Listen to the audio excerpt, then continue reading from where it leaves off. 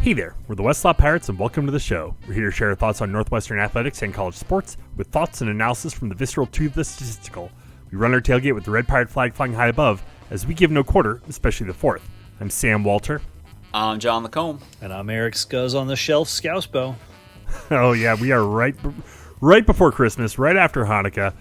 Happy holidays to everyone. Life is chaos. Amen to that. Also, happy birthday to us. Not to navel gaze here for a little bit. This is our 15th birthday, guys. So congratulations. Podcast gets its driver's permit. Depending on what state we live in. But yeah, right. Right. But yeah, no, our very first episode was right before Christmas in 2010 as we were previewing the Ticket City Bowl? The Ticket City Bowl. Against Texas Tech, and now here we are previewing the GameAbove Sports Bowl against Central Michigan. Quick pop quiz: what is GameAbove Sports? Couldn't tell you. What is GameAbove? I don't know. This is still the Little Caesars Motor City Bowl, and will always be so to my fully baked brain. I'm just gonna look it up right now. I'm not even gonna telegraph that we're looking it up. I've already done it. It is it's a privately held global investment company backed by Capstone Holdings that is focused on sports, entertainment, and giving. At least according to their sports blurb on Google. Entertainment and giving? I don't know what that means. I don't know more about this after you having said that. I feel like I'm in the exact same place that I was before. Wow. I mean, if you had made me guess, I 100% would have guessed a gambling venture of some nature. And frankly, sports, entertainment, and giving, that might be what it is. Yeah. Sure. I mean, I'm on their website right now. It looks like they're given over $2 million to social impact initiatives, $34 million in total donated, $7 million in gifted in scholarships and grants. Granted, this is their official website, so Hey, if true, I like all that stuff. Yeah, no, absolutely. That's great. I don't know what they're making other than what kind of percentage of their portfolio is the community and social impact, but the fact that they have it is great. And we're proud to represent. We're proud to be invited, be a part of this. Pizza. Yeah, right. Still feels Little Caesar-y, feels Quick Laney, but what's funny too is I think you all listening think the same thing too, where every single person's like, what bowl are you going? And everyone says Detroit. Exactly. We got Detroit. We're all very clear-eyed about what this experience is relative to most of the bowls. Corporate-sponsorbowl.com, right? Yeah. And we'll get one commercial leading off the top, right after the first commercial break will be something about it, and then we won't hear anything else until they have to mention the name of the bowl every now and again. Right. I mean, regardless, El Paso is no picnic. Detroit is also cold. New York is also cold. Yeah. They're I don't know. Yes, it's Detroit. This has always been the lowest bowl on the Big Ten pecking order. It's the last bowl slot for Big Ten teams and has been for this, what is rapidly approaching its end, the bowl era, as we might call it. Right. Yeah. In the future, I don't know. I don't care. I'm excited to see the team play and potentially notch another win and to get to see a lot of these players that we love suit up in purple one last time. I just I can't be bothered with the other pieces of it. It's just, it just doesn't upset me. No, for sure. I say it more as just as a comedic run rather than any sort of. I just know there's a lot of people that are whinging and moaning and not in comedic ways. Yeah, no, I mean I'm whinging and moaning with purely tongue firmly planted in cheek. Well, one of the things too is we've we've kind of been around this before, and obviously, like you said, like this relationship with this bowl and these two teams has worked out for a while. And usually, the way that it usually breaks down is usually have some team with a really strong record, but that record was earned in the MAC, versus a Big Ten team that has a record like our record this season. But this isn't the kind of matchup that we're getting. Nice transition, John. Well done. Yeah, well done. It's like we've been doing this for 15 years or something. Yeah, got right. these transitions down. Yeah, it's just, this ain't that. Like, look, we will talk about the fact that Central Michigan has some good players, particularly on the defensive side of the ball in this game. But, like, the Chippewas, we can go back to the Brian Kelly era. We can go back to, like, whenever. Like, this is a 7-5 team, and I mean, like the 10.5 point line. I don't know what it is now. It's still 10.5. It opened at 12.5. It went down to 10.5. I think more because no one believes that we can, that we generate. We can go up that much. Yeah. I mean, there is this whole thing of like gnashing of teeth and Northwestern and look, like for example, let's talk about like Miami of Ohio. We previewed Miami of Ohio last year, and we were just so like, you all need to understand how good this team is defensively and how highly thought of they are and how dangerous they are, and we are scared to death of this game. And look, if like there is part of me that wants to bend over backwards to check every box and everything, and I mean, I don't know what to say. Like, this team didn't beat any of, they didn't beat any of the other top 6 teams in the MAC. Their best win is Buffalo, the number 7 team in the country. I mean, the number 7 team in the MAC. Sam and I, you and I were talking about before the pod. Their best game is probably a loss to Western Michigan. They rushed for 1.6 yards per carry in that game. This team, we were 6-6 against the number 31 schedule in the country. They were 7-5 against the number 101st schedule in the country. Yep. They have no marquee wins. They didn't beat a team with a winning record. They're basically bowling kind of because of the luck of who they drew in the MAC schedule. And there's all this like trying to check every box and say all the right things team, but the talent gap between these two teams is vast. Well, it just shows, it jumps off the page when you look at, you mentioned that Western Michigan game, right, where they ran for 55 yards.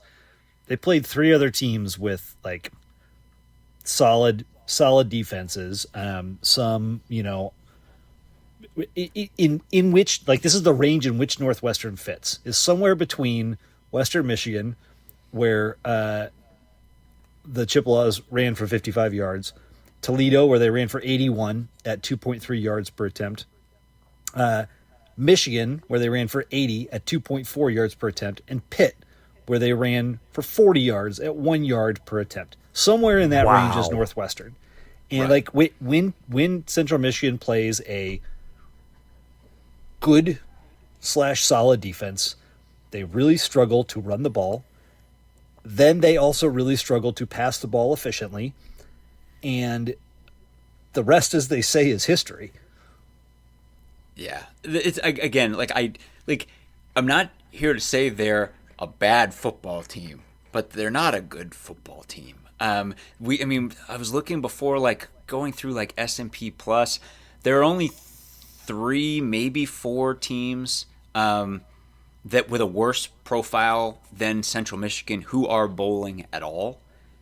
And like you were saying, I mean, like, you can look, and we most likely slot in as either the 3rd or 4th best team that they're playing. Talent-wise, we are certainly the 3rd best team that they've played. And the 2 teams ahead would be Michigan and Pitt, and those 2 teams erased Central Michigan. I mean, they obliterated them.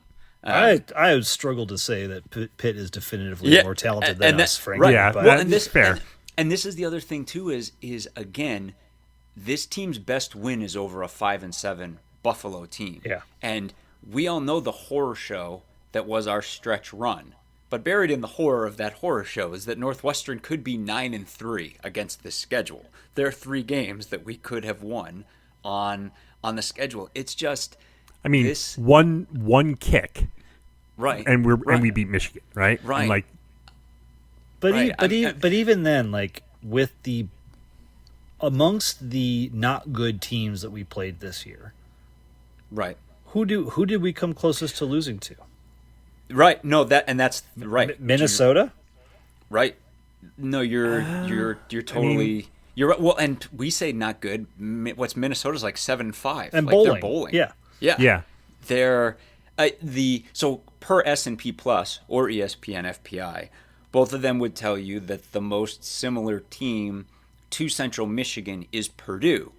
Now, the thing is, I don't think they're similar to Purdue at all. Purdue, as we described multiple times, is a really talented team that never remotely had their head screwed on straight all season. That's just a team that turned the ball over and committed penalties by the bucket load all season long, including in our game. That was their whole MO. Central Michigan, I would say, probably plays cleaner football than Purdue does. They're not remotely as talented. It just, I keep trying to be like, all the Northwestern bones in our body being like, you're jinxing it, and being like, I don't know what to say. Like, well, maybe to not jinx it, because I got a couple things that I highlight on offense that will be interesting to watch for. Is there anything you want to hit on defense before I touch base there? Yeah, well, so on the defensive side of the ball, I mean, if we're going by talented players, most of it's, in terms of all max selections, most of it is stacked on the defensive side of the ball. They've got a guy who, for sure, was probably in the MAC Defensive Player of the Year conversation, Jordan Kwiatkowski. 105 tackles, 3 sacks, 4 passes defense, 3 picks, 3 forced fumbles. Like, it's a very MAC U-line-like stat line. He was kind of all over the place. Now, again, this is in the MAC. They have another linebacker, Dakota Cochran, who was second-team All-MAC. Those two guys, like 181 tackles between them. So they got 2 good linebackers. And they have a good rush end. Pass rush specialist, 260-pound Michael Heldman, 10.5 sacks. So those, they've got 3. Those are their guys. That's all their All-MAC selections, 2 first-teamers and a second-teamer. It's a good group of guys. And though that trio, it's not the same as saying that it's a deep team. Like, I compare it to when we played UTEP. And UTEP had a linebacker who could have started for Texas. They did not have 10 other players who could have started for Texas. They had 1. And it's that kind of thing. Like, they do have some good players. And I think those players, returning to that Western Michigan game, helped them drag that game down into the mud. And obviously, as a Northwestern fan, you're like, oh, we don't want to get dragged down into the mud. I mentioned one defensive lineman who's 260 pounds and a pass rush specialist. That's their best defensive lineman by far. Everyone else is a steep drop off, and they're playing against what we know is one of the best offensive lines in the country. That difference will be monumental. Like, we are going to own the line of scrimmage in this football game. So from that perspective, I'm like, that's, they have some good players. Like, I'm not throwing shade. Like, 2 first-team All-MAC guys on the defensive side of the ball. But that's not the character of the whole defense. It's just not. As far as they go offensively, I mean, we've already kind of touched on their rough goes at times as far as running the ball. Tell us about this. Just on paper, it does not look very good. It doesn't look very good, and it's...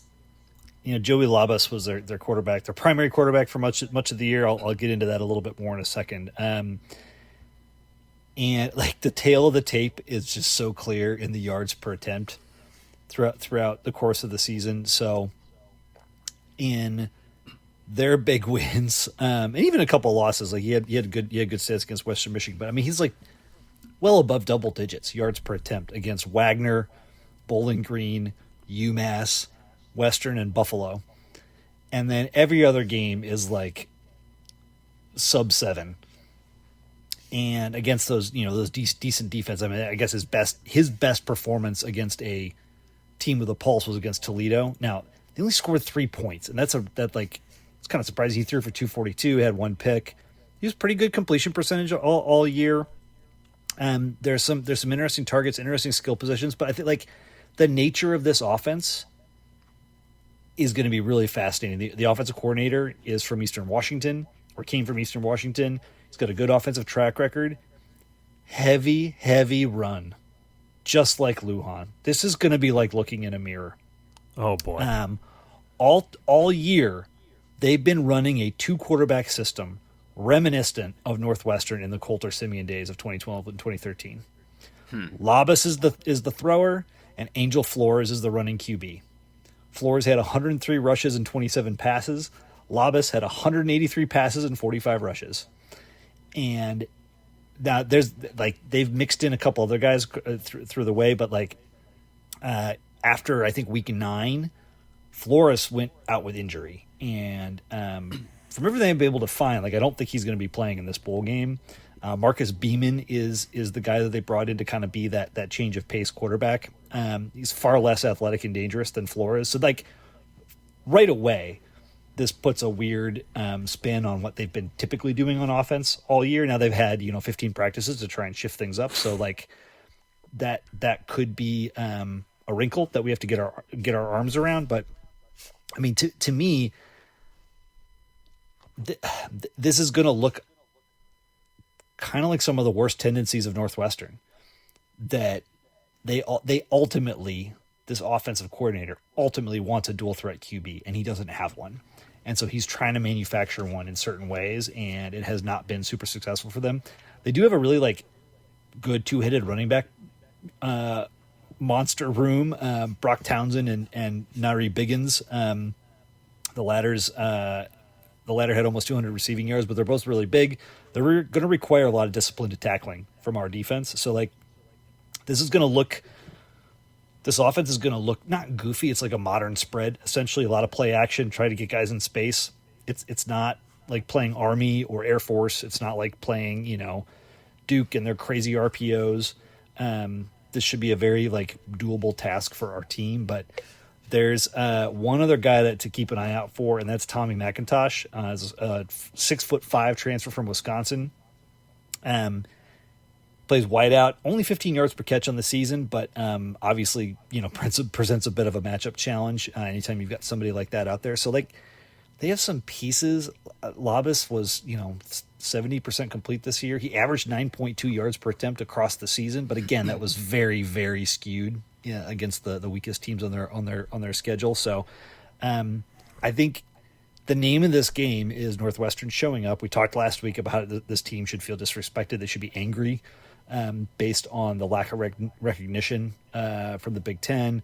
This is the last ride for a lot of guys. I think the fact that we've seen next to no transfer news is a really good sign. Not that we expect everybody to come back necessarily, but like this team is certainly backing each other and focused and targeting this bowl game. And if they play with that mentality and with the edge that we know that they can, like they're going to absolutely suffocate this offense. 100%. And there's something that, like, as Northwestern fans, we should all be proud of. Like, your football team gets up for these games. Like, Northwestern does not in any way have a record of showing up to bowl games and mailing it in. Like, they will. That's like everything Scuzz is saying. Like, this is something that has always been true and will be even more true this year. The fact that this team is favored by 10.5 against Central Michigan doesn't mean anything to these guys. They're going to bring their very best. Like, Northwestern is a bowl team. It's why our bowl, yeah.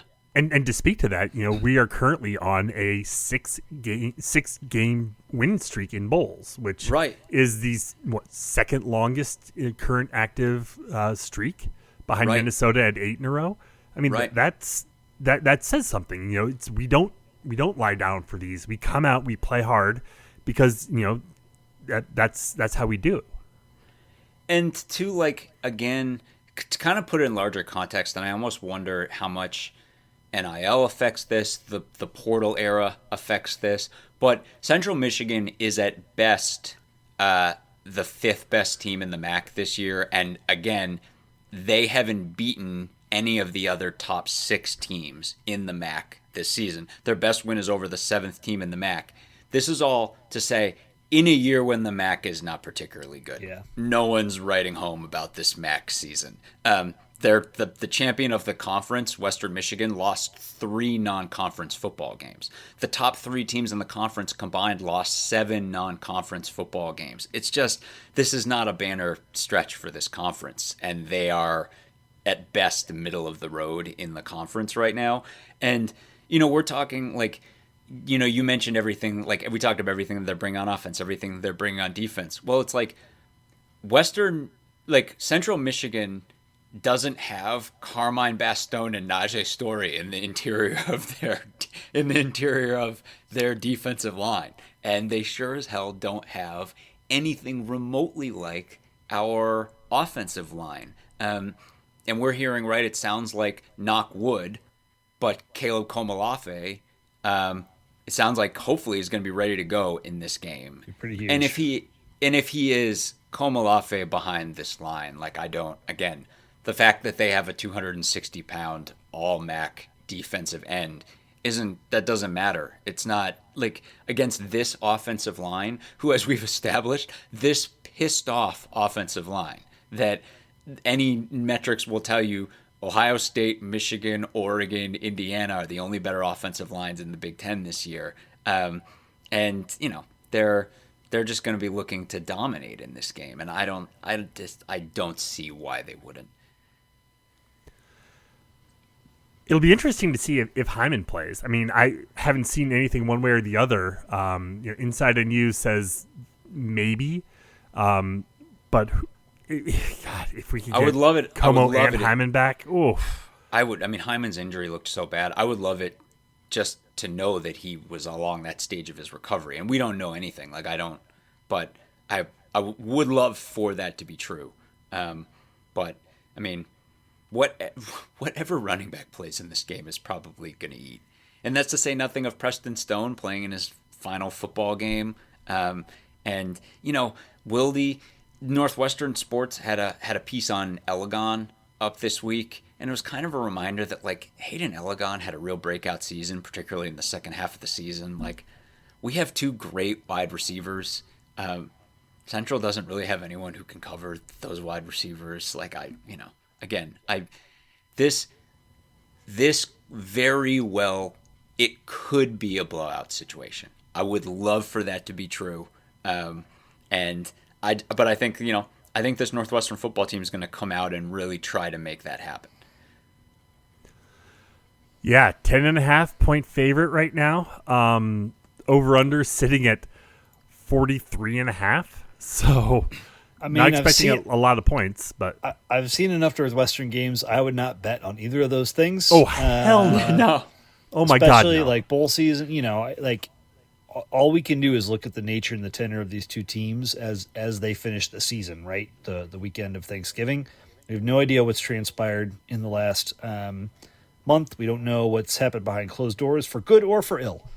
And so that's part of the mystique of bowl season, if you will. Right. But everything that you can find on paper points to, a really solid win for Northwestern. And again, like to go back to the front, I'm excited for that. I'm excited to watch this game. It's not a huge matchup. It's not a spotlight moment, but an opportunity to get a win, to get a bowl win, to finish with a winning season, given how much fun it's been to root for the guys on this team, and given where we thought we were in August and what might, we squinted real hard and said, guys, this is the path. We think it's possible, but man, a lot of stuff's got to go right. And a whole bunch of those things, particularly on offense, didn't go right, and yet here we are. So let's, enjoy it, take stock, and we'll see where we come out on the other side. Noon Central Friday, ESPN, only game on. So if you've got if you're off the day after Christmas, there's no competition as far as your college football viewing is. No American football competition on Boxing Day. Boxing, it's a banner day across the pond, but here in the States, we're the only football in town. I don't listen to hip hop. We're through the first round of the playoff, and there were some fun games, and there were some blowout games. But even those those blowout games had some. Well, I'll say at least one of those blowout games had some fun in it. JMU. I mean, yeah, they were completely outclassed, outgunned, but they showed up. They played their asses off, and they scored more points than any other losing team in week 1 of the playoffs. So hats off to JMU for taking that opportunity and running with it. I mean, it's like the two games that everyone is going to complain about, right? Or like not us, but like the football world is going to complain. Like Tulane and JMU never had a prayer of winning their 2 games, right? I mean, neither of them were remotely in those games at any point. Obviously, between that and everything that transpired in the other 2 games, I mean, Notre Dame is the buzzword on everybody's lips and everything. And it's like all this hand-wringing. In the future, Notre Dame's getting in and these teams are getting in. It's like no one's moving in a direction of less spots here. Like any expansion, yeah. Well, it's not just Notre Dame. There's a lot of like Texas and BYU and Vanderbilt and a whole like right. This, I mean, this the mantra is, and it's only going to get louder over the course of the next of the off season, is power conference versus G5. Right. Well, it's like that piece too. But then like Sammy, you and I were kind of briefly talking about it before the pod, and it's like JMU Oregon was a 12-5 game. Well, in college basketball, 12-5 means a team in the ish 20th like spot in the nation playing a team that, as you said, like probably has stacked 30-something wins and won their conference. And you see a lot of that stuff. In college football, it means you're playing Oregon at home. You're playing a 1-loss Oregon team in their stadium. And like, I mean, part of me does wonder, like what would JMU look like against Oklahoma? Like, would they get blown out against Oklahoma? I don't know. But I mean, it's like it's one of those things where it's like, it does suck that these games are going this way, but I really want these teams to be getting in. So I'm like, and it. Ooh, can I complain about some other blowouts that we've seen in the college football playoff? Hit us. How about in 2022? When in the national effing championship game, Georgia beat TCU 65-7. Blew their doors off. That was a blowout. That was 1 versus 4. Right. Yeah, we shouldn't let TCU in there. How about let the number 4 team in? How about 2019? Another 1 versus 4. Clemson 44, Alabama 16. Get that shit out of here. Right. Like, come on, people. Like this is blowouts happen in college sports. And we've already talked about the fact that the ACC completely shit the bed when it come to like everybody else figured out in the BCS era to base your tiebreakers off of the rankings that determine who goes to the championship game. That's how you don't let your conference get screwed. And the ACC was a bunch of morons and didn't do that. The situation that happened this year, whether or not they expand the playoff, it will never happen again because the ACC is going to change their shit. So everybody, like, calm the F down. This is the stupidest debate I've ever heard. Like, I haven't even gone into all the other BCS championship games that were complete blowouts. We've had, like, the playoff has existed for 10 years.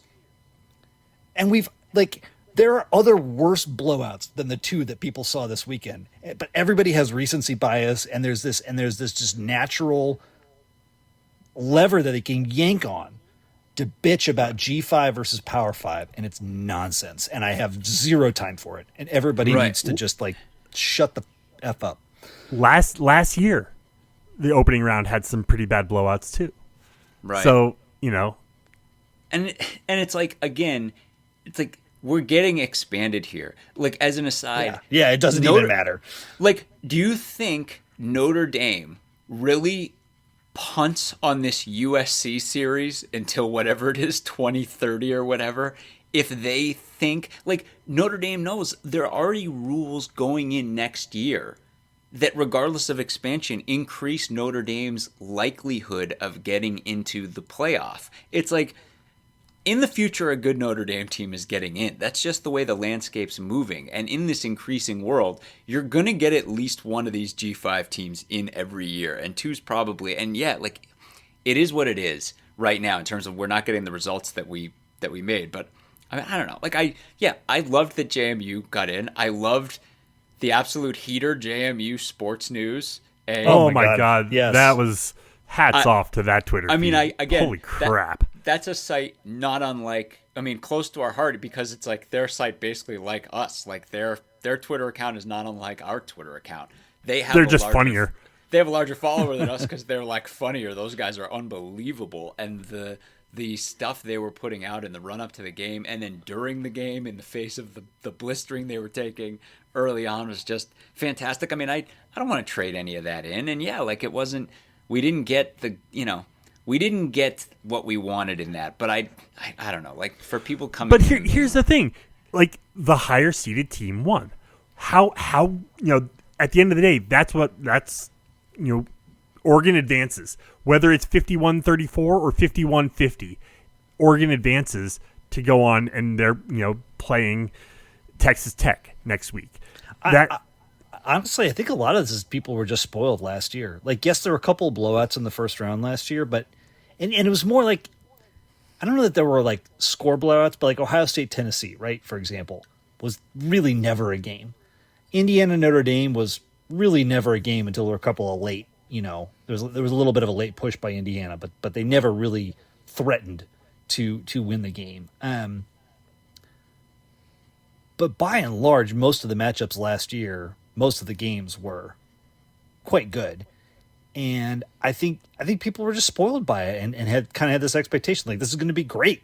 This is going to be amazing. It's a playoff. Hey, let me tell you about another playoff where you get some really lackluster opening games, and that's the NFL playoffs, y'all. It's just like, this is the nature. This is sports. This is what it is. And I struggle with, and I keep quoting these guys on the pod, and we love them a whole lot. But the Solid Verbal's been having a conversation about this as well, and the point that Ty Hildenbrand keeps making is we claim that all 130 of these teams are in the same subdivision, and 3 of Texas's 9 wins. Let me go to the schedule. 3 of Texas's 9 wins came against San Jose State, UTEP, and Sam Houston State.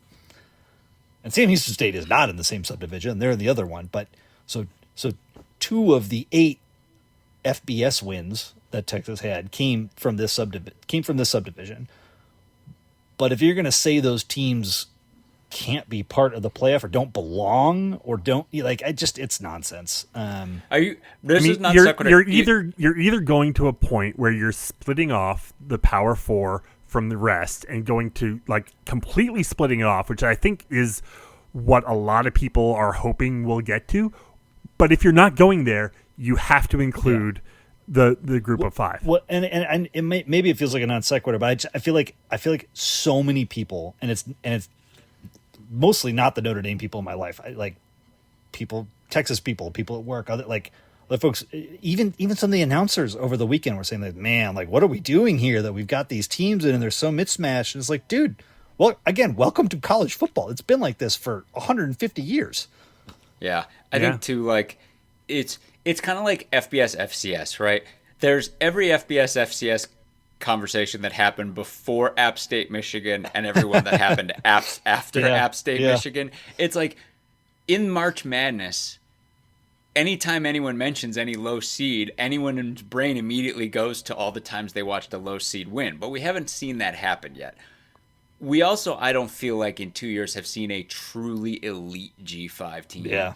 And maybe we get one of those and they pull one off, et cetera. But, when was the Boise State heyday? Was that like 05? When was Statue of Liberty against Oklahoma? 07. It was 07. 07?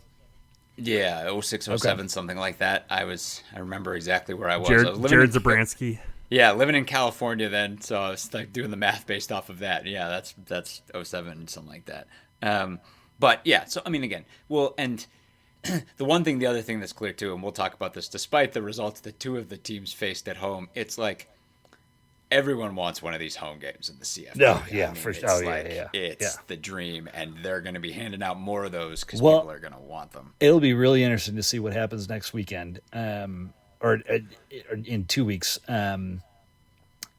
as to, do we see any of the top seeds struggling given the layoff, given the time off? I mean, last year every single top seed lost in the second round.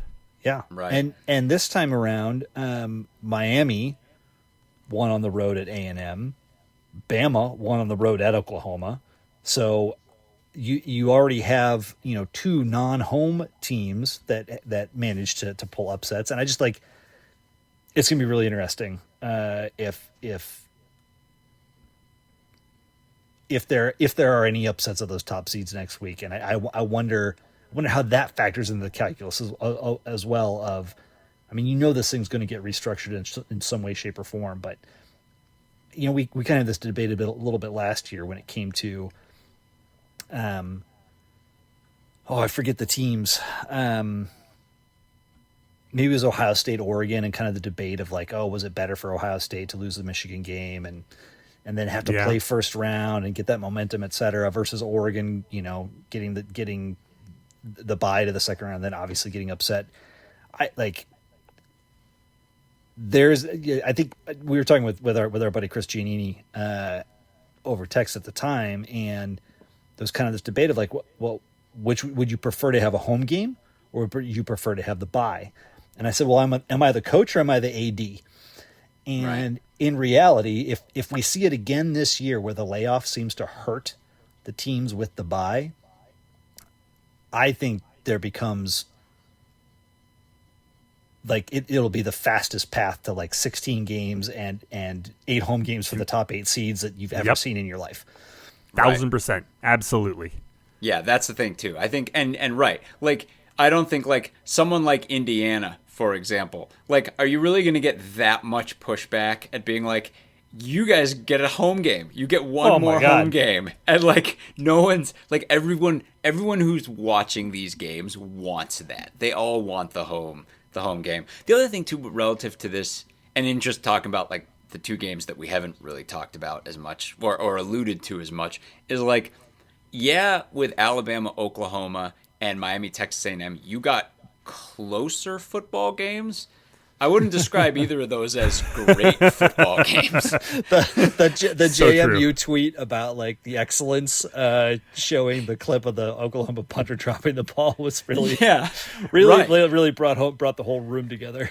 Yeah, again, like none of those 4 teams covered themselves in glory. Like, I mean, Alabama's going to have to play way better football if they're going to be in the Indiana game, and Ohio State, I mean, my takeaway from that is defensively, Miami is in the same realm as Ohio State.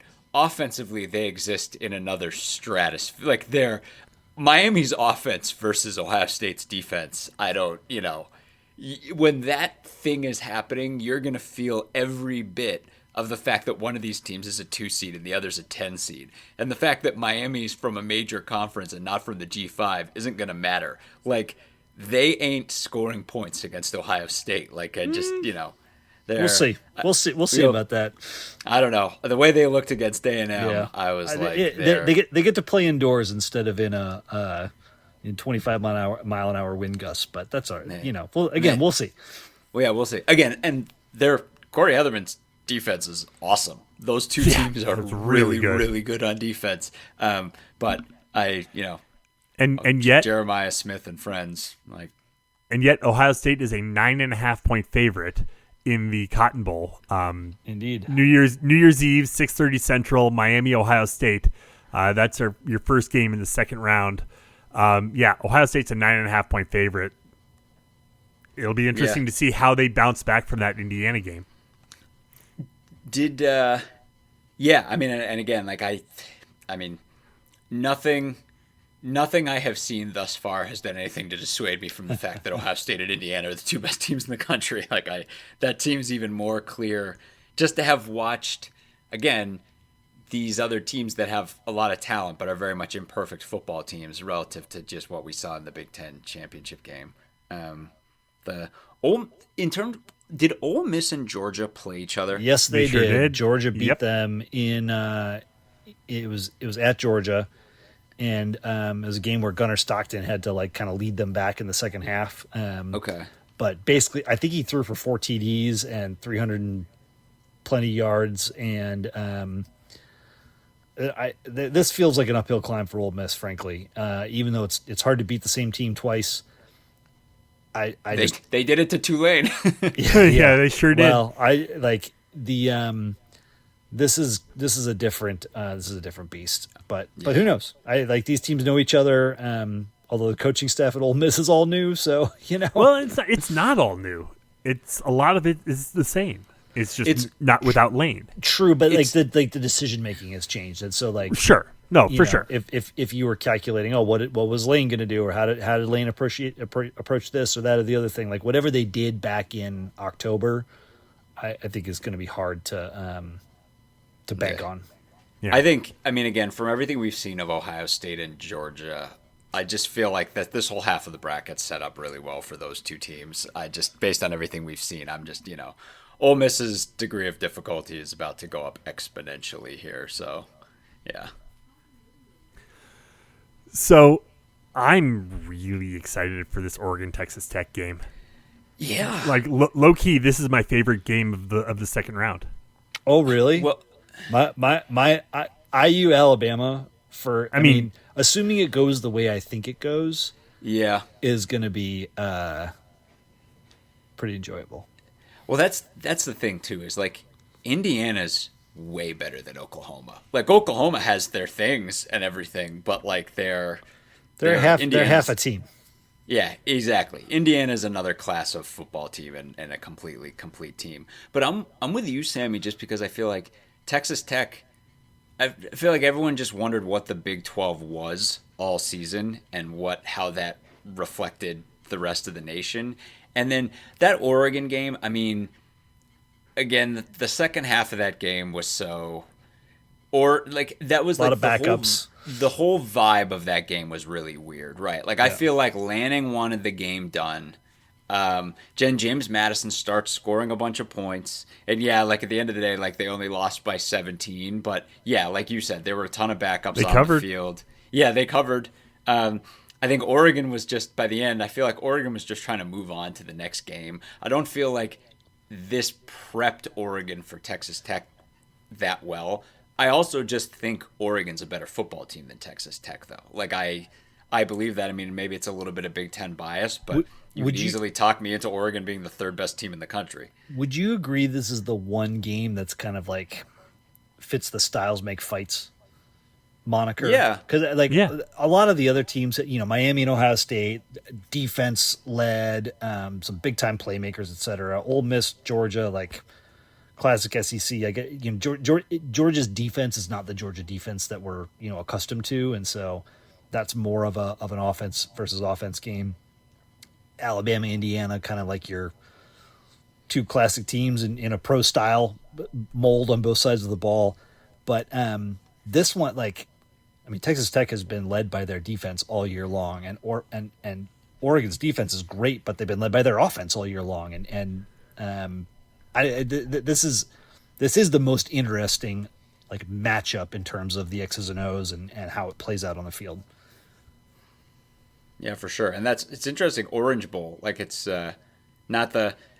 Both of those teams are really going to have to travel. Be curious to see the crowd. I mean, it's probably going to be like a 50-50 split. But yeah, Oregon. Oregon travels pretty well, though. I mean, they will for this. It's not like going to the lake against Northwestern. They'll. I mean, you're right. I do, like Scott was saying, Styles, I want to see Texas Tech's defense against this offense. I think Oregon's better, but I'm super excited for the game. How often? I feel like in my head, the Orange Bowl is just typically a night game. It's a night game. Yeah. But this kickoff is at noon. Right. This is right. That's really weird. You're right. That is strange. That's going to take some adjustment. You're right. You're right. And I mean, that'd be like if the Rose Bowl was a night game. Was kicking off at 8 p.m. When does the Rose Bowl normally kick off? Doesn't it normally kick off later afternoon? Than this? No, 4:30. it's 3. Okay, 3 Central, 4:30. The sun famously always goes down over the game, and when I say kickoff at 8 p.m., I meant local time, right? Not where I live. Right. In the worst time zone. Yeah, you're right. That will be the time of that will be strange of the Orange Bowl.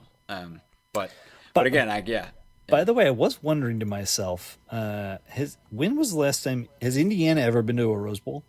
Yes, it's been a minute, but I believe they have. And again, like Alabama was obviously way down in that game, and then they finished on a 34-7 run. But we all watched it in the moment. And it never it's not like it ever felt like Alabama was cooking with gas like this entire time. And as weird as it is to say, the raw talent on Indiana's team is just better. Like, Indiana's just got a lot more guys who are going to be a lot higher draft picks. The quarterback difference is noticeable. There's like Ryan Williams for Alabama is unbelievably talented. Elijah Surratt and who is it, DJ Moore? Moore. They're just producing at a higher level. Like, Indiana's run game is awesome. Their offensive line is awesome. Their defense is clearly better. And I'm not saying, Alabama's pedigree is pedigree, but this Indiana team is where they are for a reason. One Rose Bowl, 1968. 67, yeah. 67 season, 1960. Yeah, Jan 1, 1968. The parallels with this Indiana team in Northwestern are quite interesting. And specifically the 95 Northwestern team. I think you said DJ Moore. I think you're thinking of Omar Cooper Jr. I don't know why I got DJ. Oh, I got DJ Moore in my head because of the Bears. The Bears, yeah. And then Charlie Becker has been the guy that's kind of come on out of nowhere. Cooper has had some of the biggest catches.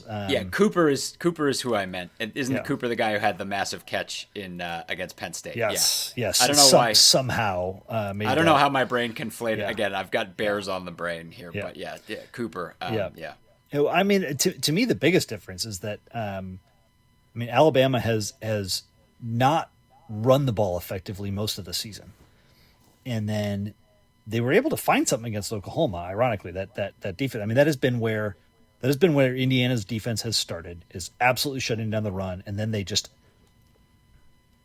eat quarterbacks for lunch. I mean, every big time quarterback they've played, they've put him on his ass over and over and over and over again. And that's the question: like, can Ty Simpson survive long enough to get it to Ryan Williams? And then if he does, is Ryan Williams actually going to catch it? Like, they've had some real struggles in their time there. But I just that's that like Oklahoma Indiana comp in this matchup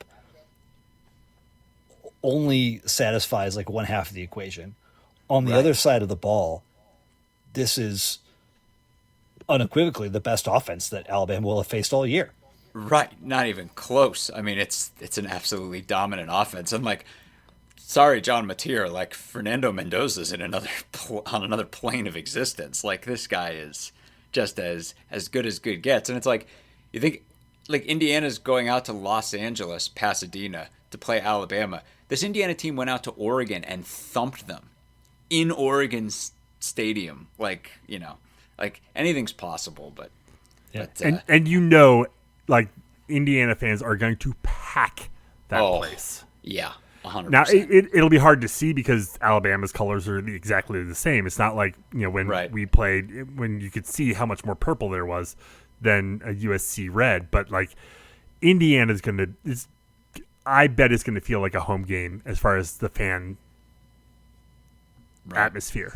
I hope so. I mean, me too. We've expressed a lot of excitement, et cetera. Just to see a school like Indiana that hasn't had this before, to jump up and grab it, to grab the Bulls by the horn, to be and to do it so effectively and so impressively is it's just awesome. Like, you just want to root for this team. I don't know. I have no connection or interest or whatever in Indiana overall. Like, if it was their basketball program, I would not be able to feel more different. So true. Yeah, true. So go get them, guys. Yeah. So that's the playoff where it sits. Are there any other bowl games, like any other bowl games that are piquing any interest? Anything that, any storylines that we've seen? Any games that have happened that I honestly have barely watched any bowl games. No. I mean, I'm looking forward to the Pop-Tart. I'm looking forward to the Pop-Tart Bowl. That's where I am now. When is the Pop-Tart Bowl? I care about the ritual sacrifice of that game. That's on the Georgia Tech BYU. It's on the 27th. It's on Saturday. Yeah. How about Illinois State? Oh, yeah. Going to the FCS championship game. Oh, wow. Amazing. They thumped Villanova at Villanova 30-14. Just crushed them. They've won every playoff game on the road, unseeded. They've knocked off number 1 NDSU, number 8 UC Davis. And then, Montana State is the monster waiting for them in this game. Montana State was one of the other powers of college football in the FCS level this year. But yeah, Illinois State, what a crazy run. It's amazing. I mean, I'd love if they could pull it off. They're in Nashville. I feel like that game has usually been in Frisco, Texas. But Yeah. they got the Titan Stadium. Step it up. They're going to be Illinois State's going to travel en masse to that game too. They can all drive to that. So yeah. Oh yeah. Go Redbirds. Yeah, I mean, there's just kind of scanning through Clemson, Penn State, just for the insanity of it all. When is that game? That's also that on game the 27th. Is the 27th. Okay. I think I saw Singleton is sitting out. I can't remember if Katron Allen is sitting out or not, but there's a whole host of guys from both sides.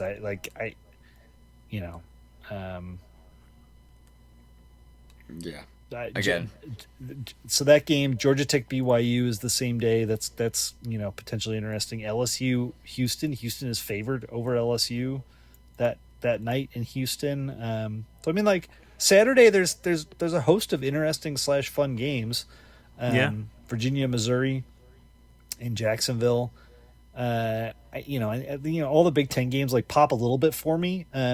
Tennessee, Illinois could be fun. Yeah, I'll be honest. The Citrus Bowl, Michigan, Texas, is going to be that's going to be really interesting to watch. So I'm intrigued by the bowls. In years past, I've binged the bowls at a level that is just not possible. Having 3 children that I have to feed and entertain all day for the next 2 weeks. And sadly, only one of them is really into college football. So I'm working on number 3. We'll see. We'll see if I can get her turned around, and then that would make things easier for me. But so much of this stuff with the playoff has become appointment viewing, and for good reason. And it really does take it just lops a huge amount of interest and attention off of the rest of these games, even for a nut job diehard like myself.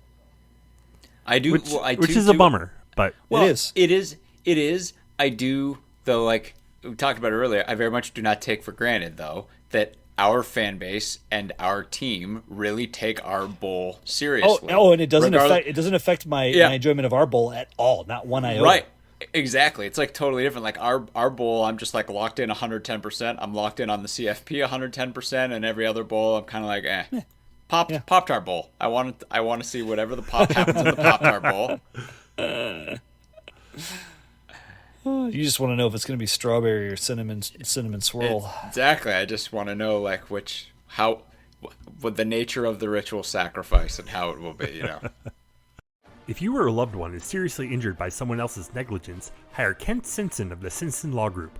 After over a decade prosecuting murder cases in Chicago, Simpson opened his own firm focused on wrongful death and personal injury cases. He specializes in car, truck, motorcycle, boat, and other transportation accidents, as well as construction accidents, medical negligence, slip and falls, product liability, and more. Millions recovered for clients. No fee unless he wins. The Simpson Law Group. Compassion, empathy, and vigorous advocacy. Go to simpsonlawgroup.com or call 312-332-2107 for a free consultation. And go Cats. All right, it's time to talk a little hoops. Sigh. Yeah, I hate to bring conversation down. Rough one this past weekend. As far as Northwestern going down to Indy without Nick Martinelli, who suffered a concussion during practice, and I mean, it's because you were at the game. Like you made the trek to Indianapolis for that game, and ugh. I texted you guys from a gas station about, 45 minutes east of Indy, and because that's when I was seeing a text from y'all that informed me about Martinelli's status, and my comment was, man, information that would have been great to know before I drove my kids 2 hours to come see this game. But it was really fun to see Northwestern play. It was nice to be able to do it in a neutral site, not having to go to Purdue, to Indiana, to Ohio State. Was there a good Butler contingent there? I mean, it's basically a home game for them. It was pretty empty. It's a lot of that is it's the week before Christmas. Like, right. It was the last day of Hanukkah, correct? It's just like, it is not a good time to have some basketball games unless you have an absolute diehard crowd. I mean, I think it was interesting because you when you bought tickets, you were buying them for both games, so both Northwestern, Butler, and Purdue Auburn, and it was quite clear 70% of the tickets had been purchased by Purdue fans. And my kids kept asking, like, why are there so many Purdue fans? And I was like, well, guys, like, Purdue this is their thing. Purdue is to basketball as Ohio State is to football. It's just how, we're in their backyard, yada, yada. But, yeah, there was not a lot of Butler. Butler had a sizable cheerleader crew. They did not have a band. We did not have either, which I was quite disappointed by, frankly. But, again, it's like the timing is tough. School's out, the dorms are closed. I don't know that you could require anybody to attend this sort of stuff from those groups, et cetera. So as a result, I mean, when the game tipped off, it was pretty empty. There was as it went on, you got a little more vocalization, et cetera. But I think it took a bit of time for both teams to warm up. As you see sometimes in tournament games or when playing in pro stadiums that guys aren't used to, the sight lines are different, the backboards are different. Like it just feels different. It took I think you could argue neither team ever warmed up, but yeah, well, there's that too, especially from three. But it was I mean I don't know, it was like 5-2 at the like a good few minutes into this game. Woof. Yeah, so without Martinelli, you could tell that the Cats were just they just didn't have a ton of flow. They did not look comfortable, certainly not early on. I felt like they found something later in the game. Particularly, I thought Max Green looked really good. He played 26 minutes, was hustling a ton, was all over the place. Jaden Reed had a really good game. I mean, so much of it was on his shoulders. And but outside of that, like I felt like for whatever reason, this was not one of Page's best games. I think he's been really strong all year, and he just looked out of sorts in this game. He missed a couple of alley-oop dunks, just kind of couldn't get his hands on the ball. I don't feel like he had a particularly difficult matchup on the offensive end. And granted, like Northwestern's defense played really well. They forced a ton of turnovers. They were pretty stingy down low. Like obviously they got out rebounded, but not by a dramatic margin, like 41-35. I don't know. So but it was one of those games where, as you were watching, you were like, man, if Martinelli was out there, you just feel like this thing would have been a different game. And even like the row of Purdue fans sitting a couple rows behind me, I overheard them at one point, like, where's that Martinelli guy? What, like, I don't even see him out there. And I turned around and told him, he's out with a concussion. Apparently it happened in practice, and they were like, all of them had like the ooh reaction in the moment. It just like that just colored the potential of this game so much, and the fact that we came so close toward the end, and Trey Singleton was what, a eighth of an inch over the of his toe on the line to prevent it from a game tying three. Length. Yeah, so I don't know. It's in a vacuum. This is one of those that you kind of like. If we had Martinelli, it would have been fine. But I think coupled with all the other close, tough losses that we've seen to date through the season, it does not give you a lot of good feels going into a conference season in a week and a half. So we got one more game against Howard coming up on the 30th. Then we're into conference play. I mean, Howard is they are what they are. They're 9-5, but we should. This shouldn't be an issue, I don't think. Yeah, we needed 110%. I mean, looking at the Big Ten schedule, it's fortunate. Like, you can look and you can be like, this team obviously has its warts, and we had that whole malaise discussion in the last pod, and like the hoops piece of that, and the feeling where like in a game like this, there are these really tight losses, and then you do have games like this where it's like, oh well, like clearly like Page is one of our best players, but Northwestern doesn't have this long-standing relationship that they had with him, like where they have like a guy with like Boo Booey, and then like when you have a game like this where Martinelli's out and like we really need to lean on Page, and then it goes like this, like you kind of feel that in the fan base and that kind of thing. And it's like, with all of that said, like this team has a couple really close losses to good basketball teams, and you can look at the next 4 games are Howard, Minnesota, and Rutgers. Those are two of the Big Ten's worst teams, and Howard. And then Sam, you and I were joking earlier. It's like the fourth game in that set is at Michigan State. But every Northwestern basketball fan knows that a lot of the great Northwestern basketball seasons, winning at Michigan State is a hallmark of those. So, it is what it is. But then you get beyond that. I mean, this schedule has stretches that are just after Rutgers, you into the wood chipper bad. Yeah, I think what makes it concerning is when you look at our first 12 games now. We haven't lost to anybody that we shouldn't have lost to. True. But the problem then is we haven't beaten anybody that we shouldn't have beat either. I mean, maybe at DePaul, maybe that's South Carolina. Those are both 2-point games. You could argue that we should have beaten Butler, but without Martinelli, I think that's a hard argument to make. But then, you look down the stretch, and if you just take the teams that are supposed to finish in the top third of the Big Ten and chalk those up as losses, and then take the rest of these and chalk them up as wins, like it doesn't get us close to where you'd want this team to be for the season. So they've got to find something to trip that switch and start winning some games that they are not favored in and are perceived as underdogs, and maybe we'll see some magic come through the conference season, but it doesn't feel like that is the current trajectory. I mean, John mentioned the strings of rough games.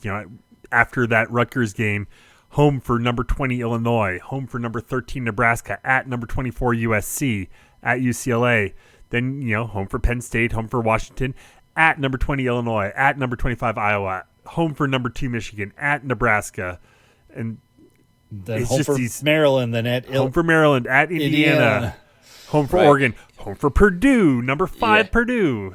Finish up the season at Minnesota. I mean, Big Ten is really good. It's really good conference.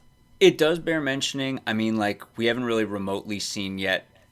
Northwestern hasn't leveraged their home environment or their student section at all at this point. I mean, it's going to be a totally different universe than what they've been in. I mean, you look at our last 3, like Jacksonville State, Valpo, and Butler, and just think of like just how like listless those environments are. We've played 2 games this season in that West Virginia, that venue that definitely holds weddings. Like, it's basically like a banquet hall. They played 2 games there. The DePaul game, DePaul game was on the road. Was on the road, but I mean, and it was like a good atmosphere. But I mean, everything from not Howard, but every game beyond Howard is going to be a cauldron from this point on, home and away. And it's a different level of energy, but it's going to be really hard. Like, they're going to have to grow and adjust here. Well, to directly connect that to something that this team does really well, I think where that energy in Welsh Ryan really manifests itself is on the defensive end. Yeah. And when this team forces turnovers, they have an ability to get out on the break with Jaden Reed that I frankly just have not seen from Northwestern over the years. And they don't always score on the break. They're often drawing fouls. But like Reed is fast enough and good enough to really put pressure on opposing defenses in that scenario and that setup. And so, I mean, that was a clear weapon for us in this game. We've seen the points that Northwestern's been scoring this year. This is not the lockdown, slow the game, minimize possessions kind of approach that we saw for much of the Collins years early on when we didn't have the talent to run. And some of that might be finding the right wingmen for Reed on the fast break, etc. But there is certainly some opportunity for us to turn that into a tremendous asset in Welsh Ryan in conference season. For sure. And as we talked about like weeks ago, I mean, like at its core, this has the capability of being an incredibly fun basketball team, right? There's just a lot of fun pieces. And if they fit together in the right way and they're getting up and down the floor in the right way, I mean, this team needs a spark. If they can get a big win at home against Minnesota, like I said, like if they could string 3 of the next 4 together, pick up that Minnesota, pick up a win at Rutgers, something like that.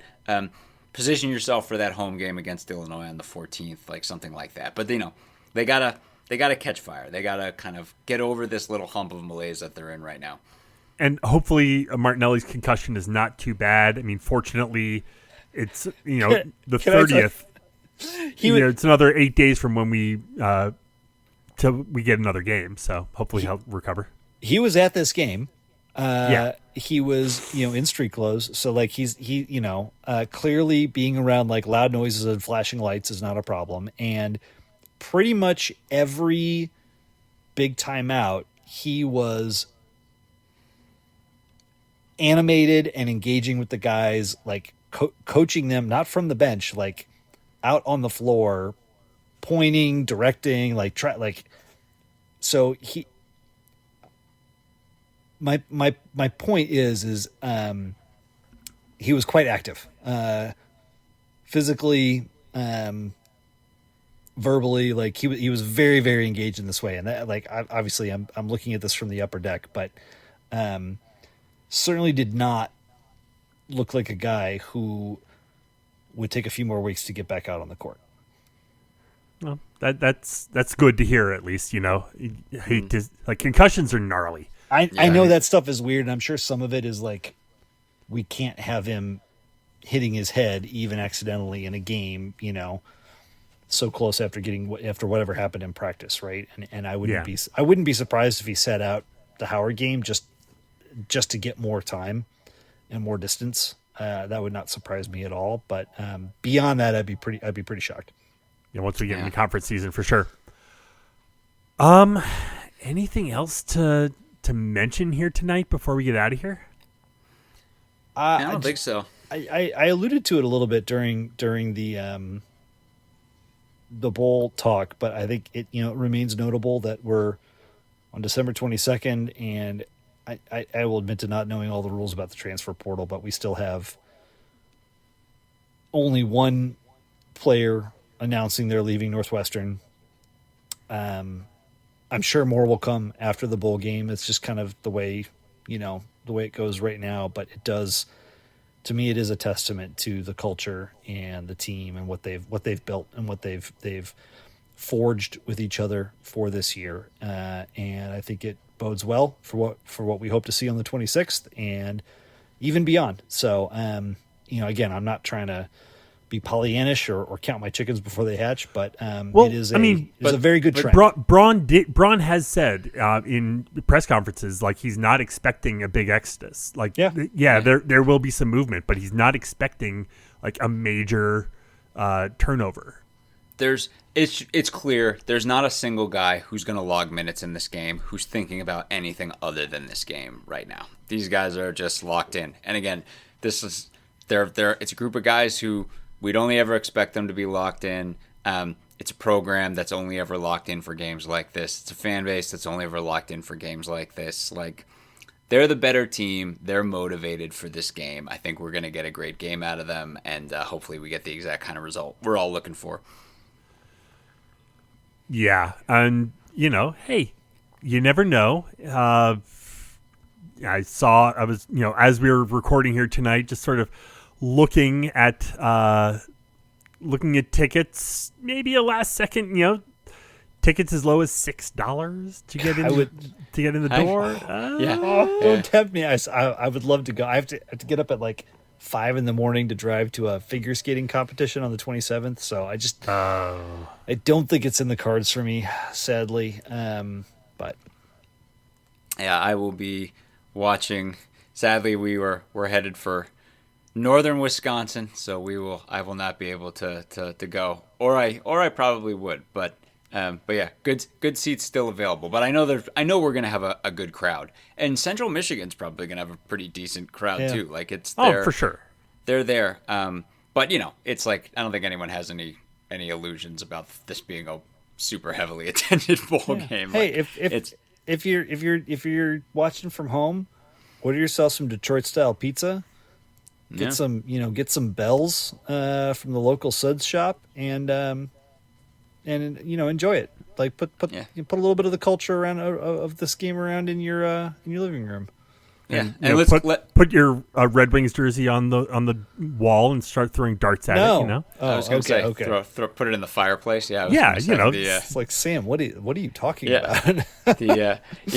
No, I mean, or with which to deface and harm in many different ways possible. Yeah. Again, we don't want to jinx it. We all know, but there's a chance this one could go really well. So let's have it go really well. Let's get the experience that we all want here, and let's end this season on the highest of notes. So with that, we'll go ahead and leave it there for tonight. Again, happy birthday, guys! 15 years. Let's keep it rolling hard. So, Opa! Head to our website at westlotpirates.com, where you can leave comments and questions. Find us on Facebook, Twitter, Instagram, Blue Sky, YouTube, all at Westlot Pirates. And you can always email us, westlotpirates@gmail.com. Tune in next time as we give our visceral and statistical views on Northwestern athletics. Look for us in the west lot of Ryan Field flying the red pirate flag, because we give no quarter, especially the fourth. For John Lacombe and Eric Skasby, I'm Sam Walter. Thanks so much for listening. We'll see you next time.